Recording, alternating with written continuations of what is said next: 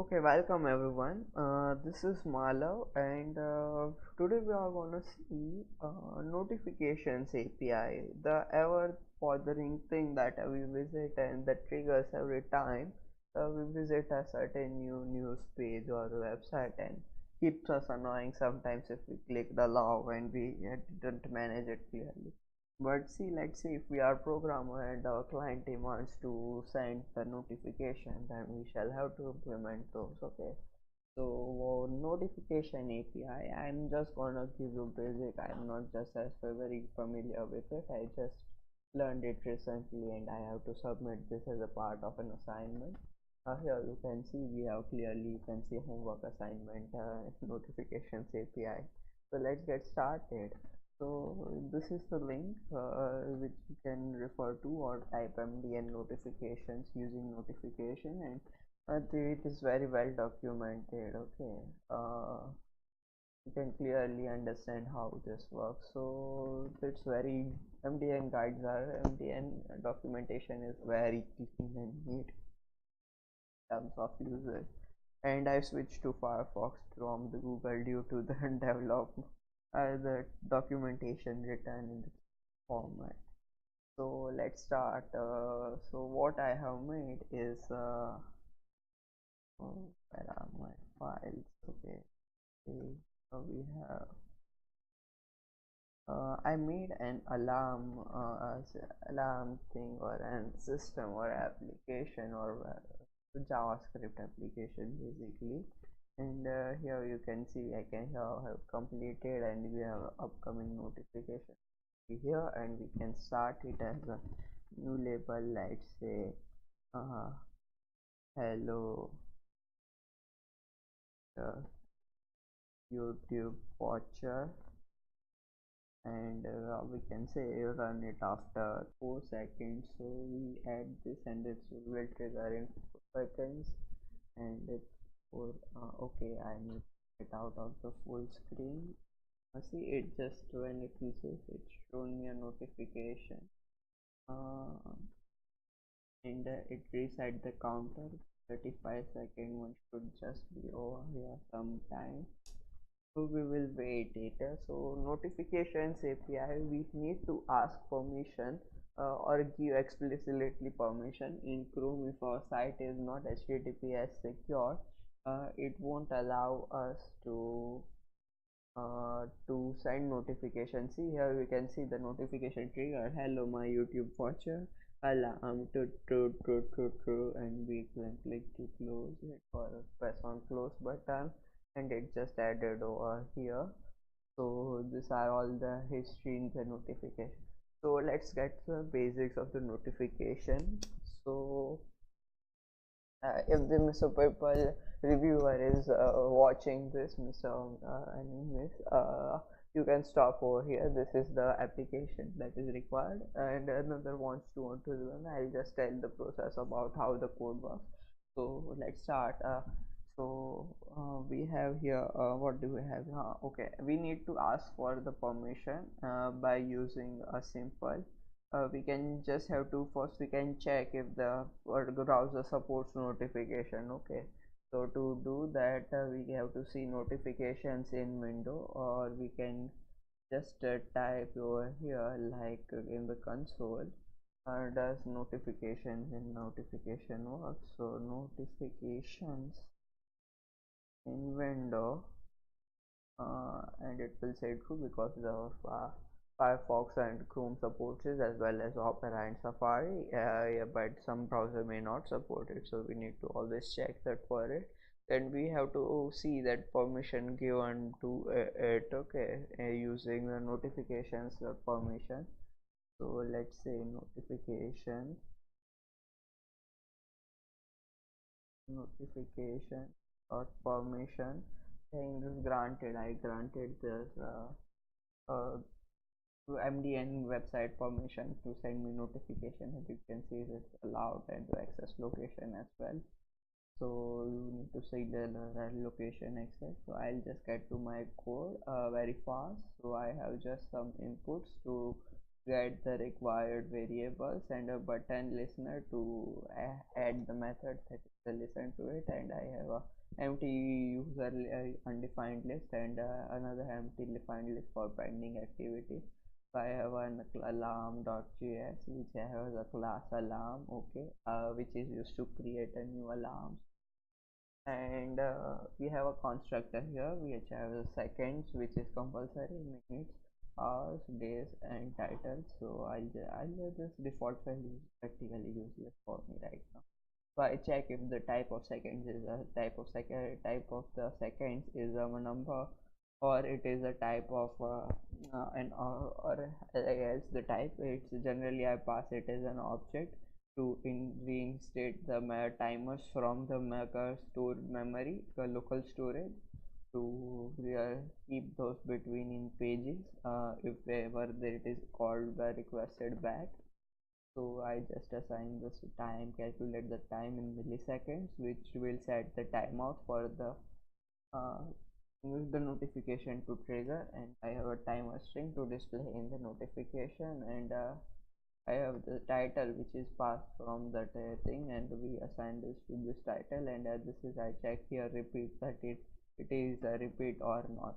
If this object it is coming from an object that it is a repeat, and we handle the code differently. We have a method notify which just makes a new notification. Making a new notification is very simple if we have the permission asked, and asking permission is also easy. So let's see, we have here what do we have here? Where static method check and ask permission if the notification in window is present, and we ask that notification dot permission is granted. We return true, as notification request permission.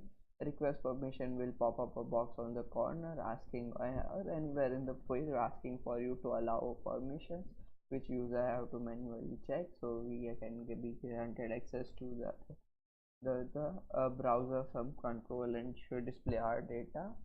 And Firefox Chrome doesn't allow without it has and a website has been HTTPS secured to protect it against malware attacks and other things. That is the Chrome policy.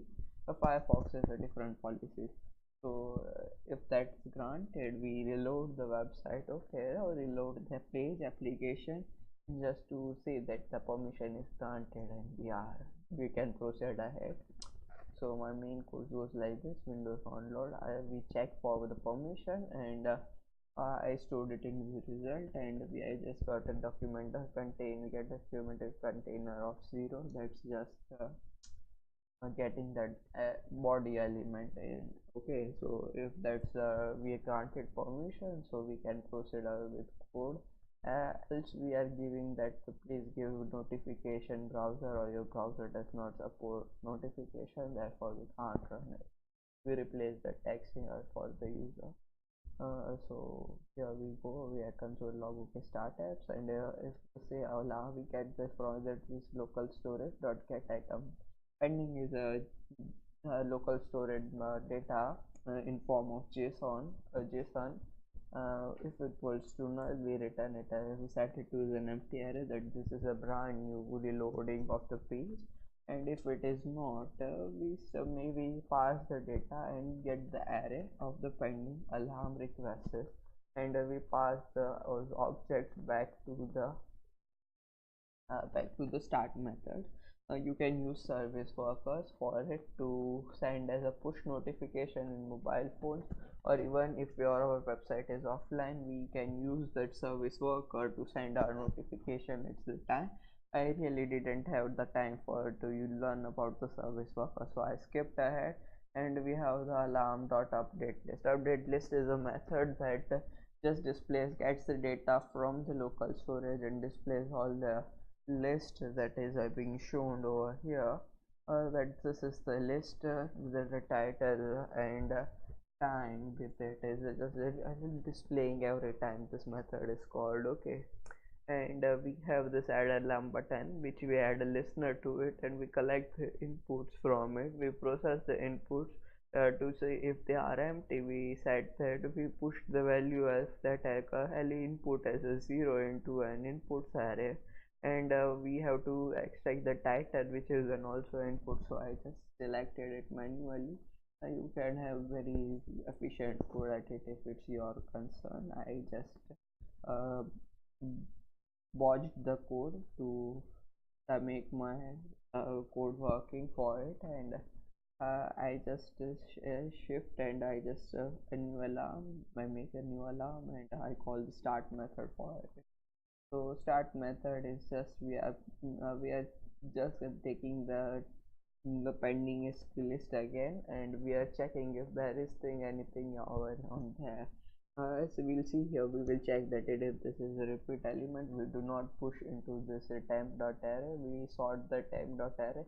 So if time less than time request is a come, we should it shall be sorted in the array as the time should be alarm notification shall be passing. Okay, so this is just a sort method, and the sort method just takes a function. Okay, this is the S6 way of writing functions, and it is a in B, and if let's say if the A time is greater than B time, then it should have a priority of 1, and it should, if it is not less than 1, okay, if less than 1, it should have priority of negative, so it will just a bubble sort the array, or in form of a bubble sort manner, it will compare every element and sort the array notifications array. If that is large, it will be tedious, and we should have I used another method to sort these things, but this is really we don't care about. And we will just store that again into the pending string if our application gets closed.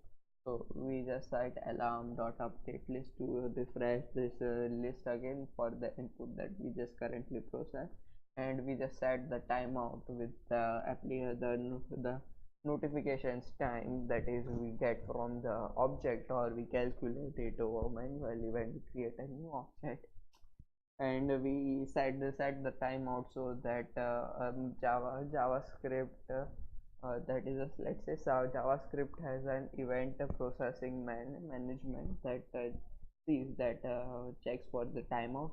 It will be this will be far more efficient than waiting in a while loop or delaying in a while loop by getting time and checking it millions and millions of times for if the current time is true or not. Then what do we have here? But that's just it. And let's say if this dot notify, okay, let's see that notify is just creating a new notification. Okay, sorry, huh? And we trigger this dot completed. Okay, when the time is occurred, we create a new notification and we display the body text, and this is the options that is required, and we set the body text. You can use icons as well as some methods, and this the notification has a non-click method, and we assign this completed method to it, so it will be executed if and even if there's a time closed after 4 seconds. That's the default time this method will trigger. So we check if the alarm is completed is equal to null. We don't get the array back.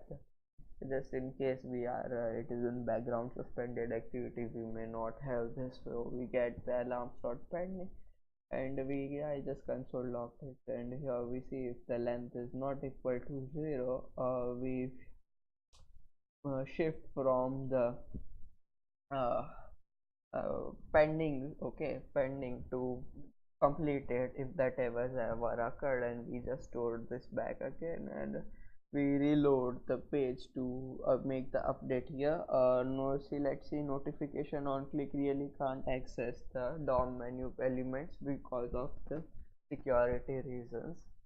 Similarly with service worker cannot also access the DOM elements. So I don't know really if I can access the DOM elements here. I may be wrong. I may be right. No one is absolutely 100% true. But this is an alarm system with the notification. You can, if this is activated in a tab, you can get the notification in any tab the user is currently viewing, and if when it is suspended in the background, it really doesn't matter. The notification will always trigger. So yeah, that's it, and this was my people assignment 17. This was Malav, and If anyone else is watching even in the future, this may be not these are not quality videos, but I hope I was clear to tell you how this thing works. So thank you everyone.